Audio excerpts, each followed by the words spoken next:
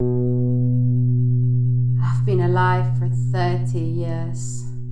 30 years of memories have scarred my skin like the time my brother stabbed me with a spear by mistake, or the time a grown man stabbed me with his perversion when I didn't know how that felt, or the time I slashed my leg behind the theater bar, or the time my first boyfriend broke my heart, or the time I broke my foot in a tennis court, or the time I broke the other in a flat I called home until it felt like a prison. I've been around, I've lived in 3 countries and countable cities, all parts of London.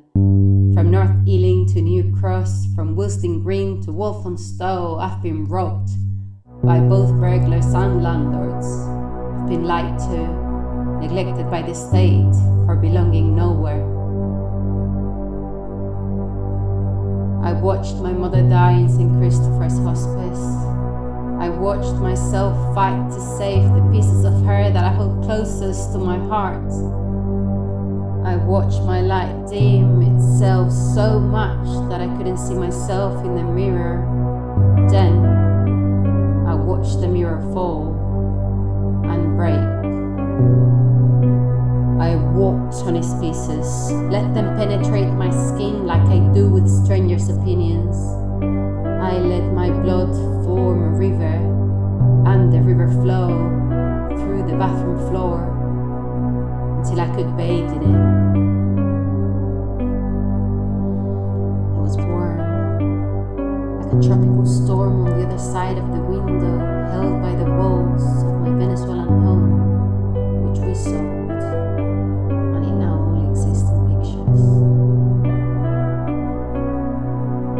Been alive for 30 years and I never thought I'd make it. I grew up hearing my dad say he'd die young, and I believed that was my truth as well.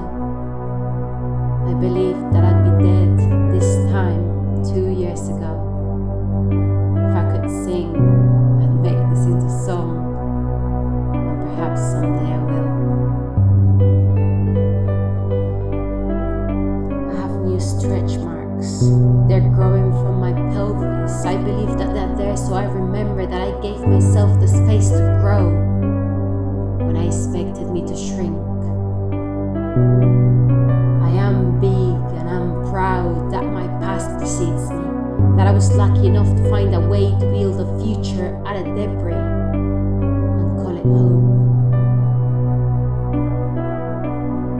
I have walked on this earth for 30 years and have watched it decompose before my eyes. I have watched people starve through a screen, refugees washed up on the beach, bridges fall, walls grow. People ignore the roots of their hatred. I have watched us all become empty, call each other crazy when we're just overworked, when we're just not designed for the system that shapes our thoughts, and I wonder, what right do I have to feel hope at all? But I guess it's more a question of purpose. When you realize that your only obligation is to sprout, grow, bloom, and rot, there isn't any other option but to hope.